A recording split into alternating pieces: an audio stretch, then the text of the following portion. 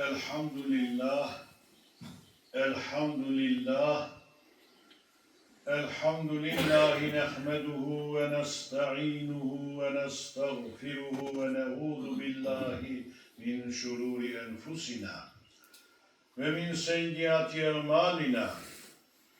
Men yehdillahu fela mudille leh ve men yudlil fela hadiye leh. Neşhedü en la ilahe illallah vahdehu la şerike leh ve neşhedü enne seyyidena Muhammeden abduhu ve resuluh. Allahümme salli ve sellim ala seyyidina Muhammedin ve ala alihi ve ashabihi ecma'in. Amma ba'du fe ya ibadallah, ittaqullaha ve ati'uh. İnna Allahe me'allezine etteqev vellezine hum muhsinun. Qâle Allahu Teala fi kitabihil kerim. Euzu billahi mineşşeytanirracim. Bismillahirrahmanirrahim. İnna a'taynakel kevser. Fesvelli li rabbike venher. İnne şânideke huvel ebter. Sadakallahul azim. Câe min rasulina. Kâlu ya Resulallah. Ma hâzihil adâhi. Kâle sünnetu ebikum İbrahim. Sadaka Resulullah fîmâ kâl ev kemâ kâl. Ძვირფასო მოწმუნეებო, დღევანდელი ჩვენი ხუთბის თემაა ყურბანი, მისი მნიშვნელობა და ადგილი ისლამში. ყურბანი არ არის მხოლოდ ცხოველი შეწირვა. ყურბანი ნიშნავს ალლაჰთან დაახლოებას, მორჩილებას, გულწრფელობასა და რწმენის სიმტკიცის გამოვლინებას. უზენაესი ალლაჰის სურა ქევსერში ბრძანებს, უეჭველად ჩვენ გიბოძეთ შენ წყალობა ქევსერი მდინარე სამოთხეში. ილოცე შენი ღმერთისთვის და მას დაუკალი შესაწირი. ამ აიათში უზენაესმა ალლაჰმა ლოცვა და ყურბანი ერთმანეთის გვერდით მოიხსენია, რაც მიჩვენებს თუ რამდენად დიდი მნიშვნელობისაა ყურბანი. ყურბანი ჰიჯრეთის მეორე წელს გახდა ვაჯიბი და ზილჰიჯეს მთვარის მეათე ყურბან ბაირამის დღეს სრულდება.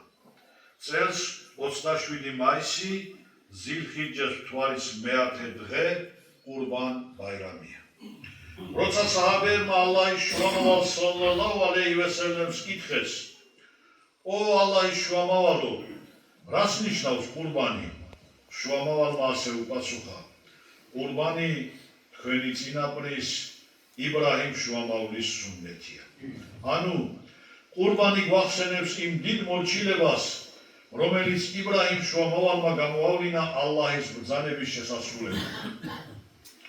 ერთხელ იბრაჰიმ შუამავალს სიზმარში შემდეგი ხმა ესმა, ალლაჰის ბრძანება შვილი მსხვერპლად ყურბნად შესწირო.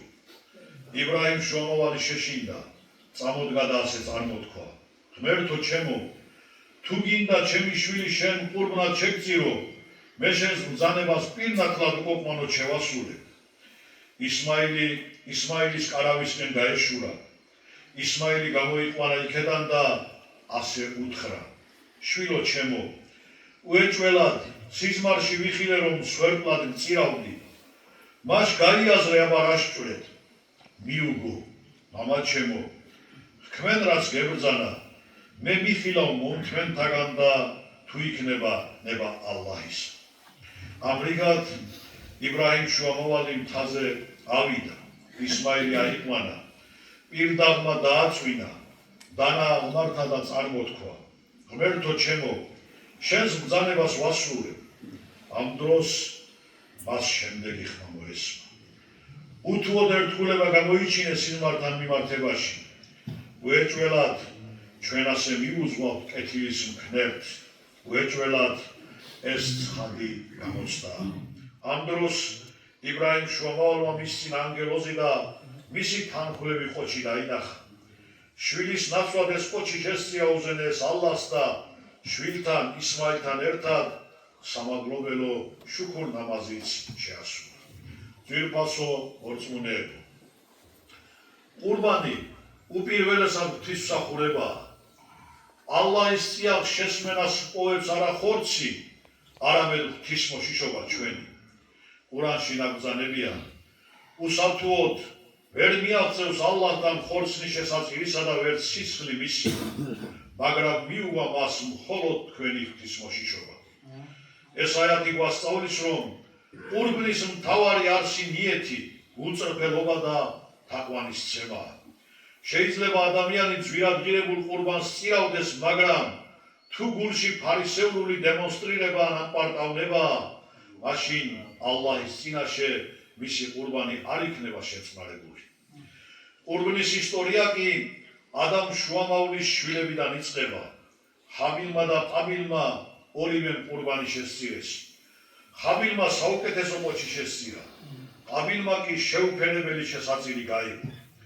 ალლაჰმა კი ჰაბილის შესაწირი მიიღო, ყაბილის არა. ყურანში ვკითხულობთ, უეჭველად ალლაჰი მხოლოდ ღვთისმოშიშთაგან მიიღებს. ესე იგი, ალლაჰი გულებს უყურებს. ძვირფასო მორწმუნეებო, ყველა შეძლებულმა მუსლიმმა, ანუ ვისაც ყურბან ბაირამის დღეებში 80-18 მეასედი ოქრო ან მისი ღირებულების სიმდიდრე გააჩნია, ყურბანი უნდა შესწიროს. ალლაჰის შუამავალმა ბრძანა, ვისაც შესაძლებლობა აქვს და ყურბანს არ სწირავს, ჩვენ სამლოცველოებს არ მიუახლოვდეს. სხვა ჰადისში კი ვკითხულობთ, რომ ყურბნის თითოეულ ბეწვში მორწმუნისთვის თითო სიკეთე და მადლია. ასევე გადმოცემულია, რომ შუამავალმა თავის ქალიშვილს ფატიმას უთხრა, ფატიმა, დაესწარი შენი ყურბნის შეწირვას. მისი სისხლის პირველი წვეთების დაცემასთან ერთად ალლაჰი ცოდვებს მოგიტევებს. ჰადისებიდან ცნობილია, რომ ალლაჰის გულისთვის შეწირული ყურბანი მახშერზე მორწმუნისთვის წყალობის მიზეზი გახდება. ამიტომ ყურბანს პატივით უნდა მოეპყროთ. ყურბნის ყოველი ნაწილი ბარაქის მიზეზია. დაგვისას ცხოველი არ უნდა ვაწვალოთ. შუამავალმა დაინახა კაცი, რომელიც დანას ცხოველის წინ ლესავდა და ასე უთხრა, ნუ თუ გინდა ორჯერ მოკლე ეს ცხოველი, ადრე რატომ არ გალესე დანაო. ხალიფა ომარმაც გააფრთხილა კაცი, რომელიც პირუტყვს მიათრევდა, ალლაჰის გეშინოდეს, კეთილად მოეპყარი მას. ყურბანი სწრაფად და უმტკივნევლად უნდა დაიკლას.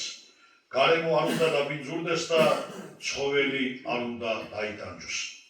ყურბანი მადლისა და ბარაქის გზაა.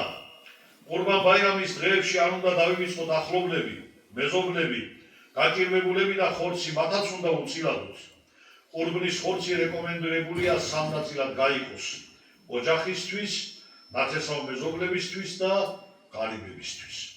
ყურბანი იბრაჰიმ შუამავლის მორჩილების გახსენება, ალლაჰთან დაახლოების გზა, ღვთისმოშიშების გამოვლინება, ადამიანებს შორის სიყვარულისა და თანადგომის გაძლიერებაა. დაე ალლაჰმა მშვიდობით მოგვასწროს ყურბან ბაირამს, მოგმადლოს მისი წყალობა და უნაკლოდ მიიღოს ჩვენ მიერ შეწირული ყურბანი. ელა ინე ახსენელ ქელამი აბლაღან ნიზამ كلامullah الملك العزيز الغلام كما قال الله تبارك وتعالى في الكلام وإذا قرئ القرآن فاستمعوا له وأنصتوا لعلكم ترحمون.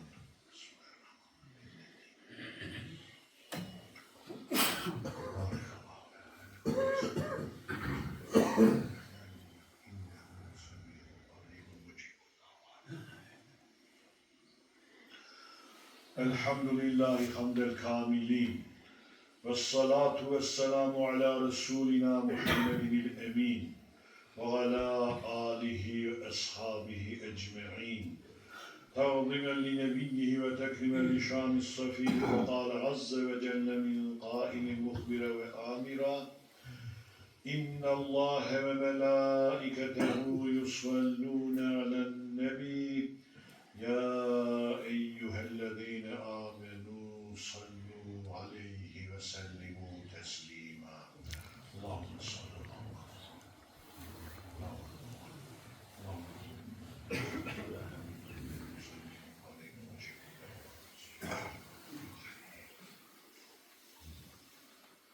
إن الله يأمر بالعدل والإحسان وإيتاء ذي القربى وينهى عن الفحشاء والمنكر والبغي يعظكم لعلكم تذكرون وجعلت الله იბრძანებს სამართლიანობას, სიკეთის კეთებას და ათესავებზე დახმარებას.